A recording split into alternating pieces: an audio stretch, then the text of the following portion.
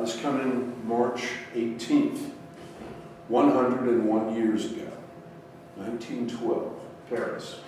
Getting on towards dark, two brothers, established painters, Jacques Villon and Raymond Duchamp set out across the Pont Neuf to go visit their younger brother, also an artist in the West Bank. They arrived at his flat in Rue Avenue Jean, and they knocked at his door, and he was surprised to see them. They only stayed a few moments, and they left. Unusual for a starving artist, that younger brother came out and hailed down a cab. And he got in the cab, and he took off to the Quai d'Orsay, and he went over to the Salon des Indépendants, which is a large exhibition hall. There was a large art show preparing to open. He did something else very unusual for a starving artist. He had the cab wait while he went inside. And a few moments later, he came out with a painting that he had submitted. We don't know how he got that painting in the taxi cab, because it's 5 feet long and 3 feet wide. And to a casual passerby, it must have been hilarious seeing him wrestle that in the cab. But somehow he got that painting in the cab.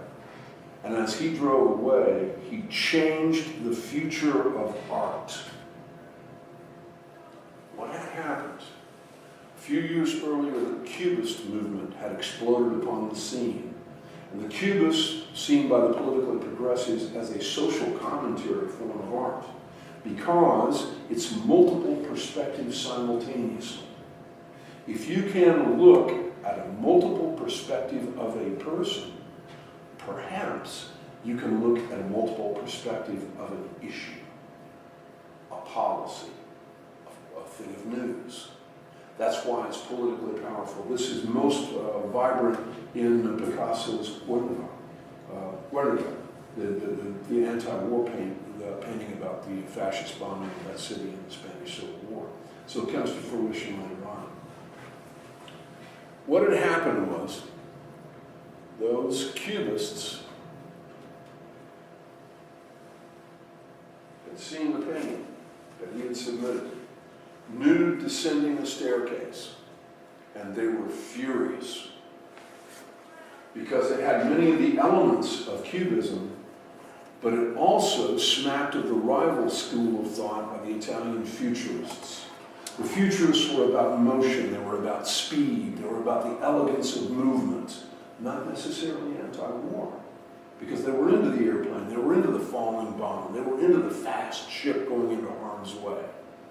And that motion depicted in this was perceived by the Cubist artists as a mockery. Especially, for the very first time, Duchamp had painted the title across the bottom of the painting, "Nous descendons l'escalier," nude descending the staircase.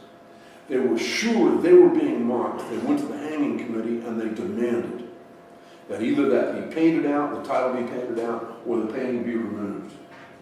So the hanging committee called in the two older brothers, and they were the one dispatched to convey the news.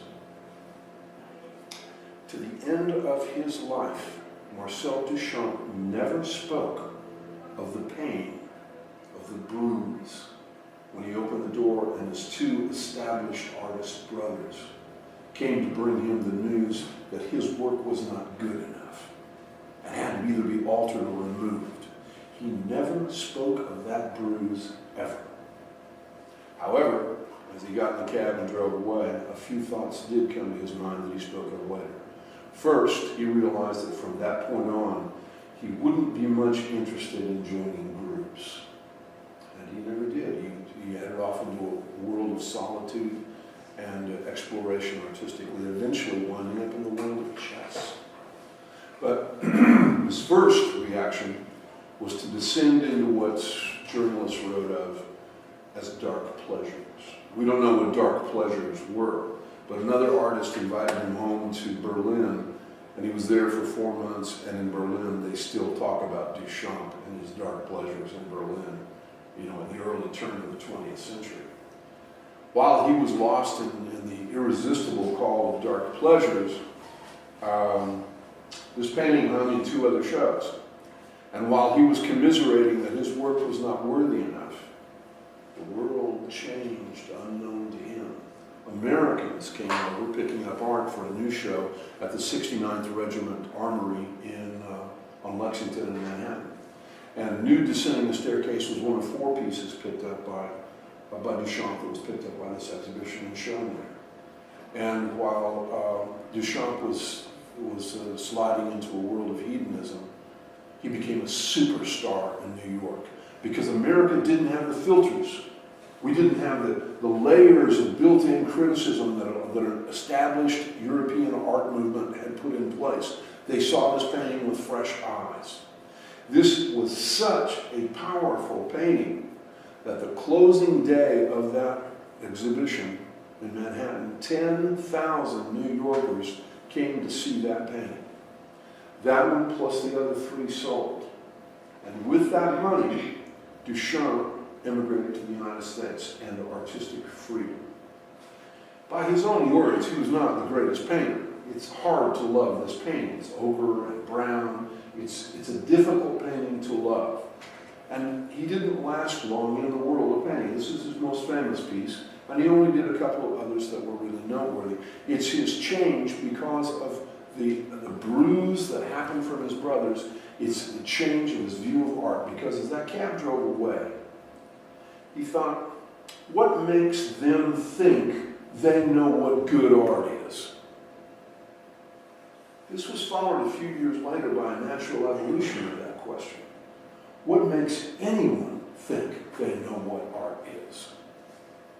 There was a show in 1917 at another salon in New York that didn't have a hanging committee. No one there to pass or fail work that was submitted. Any artist who submitted work would be shown. Duchamp submitted a men's urinal and described it as the fountain. He signed it R. Mutt, 1917. The art community in New York went nuts. How dare you? Of course, what he was doing with this was recognizing existing art and in the process setting the basis for conceptual art that continues today. If you have ever walked into an art gallery and said, what in the hell? It's directly attributable to Marcel Duchamp. They demanded that he remove the piece. He did remove the piece. He also resigned from the board of directors and was never again a major member of any movement except the Dadaists, which is nihilism on steroids. And he didn't last long in painting. He moved away from it. He recognized art around us. He started opening his expansion of what defines art, and he saw industrial art and commercial art and retail art. One of his closest friends was the sculptor Constantine Brancusi. And Brancusi was one of those Italian futurists. He was into flight and motion, and he was absolutely obsessed with it. And Duchamp said, what's the point? What's the point of the individual artist creating that? Because look at that. And he pointed to an aircraft propeller. He said, what can you create that is more perfect than that? With that graceful line and the symmetry and the flow and the use of the natural grain wood around the ultimate purity of a circle, and it has function. As the years went by, Brancusi, influenced by Duchamp, started cutting away at all of those elements of flying that weren't flight. First to go with the wings and the fuselage and the engine and the wheels. Those aren't flight. Those make flight possible. He was intrigued by flight itself. That can be seen here in Pasadena.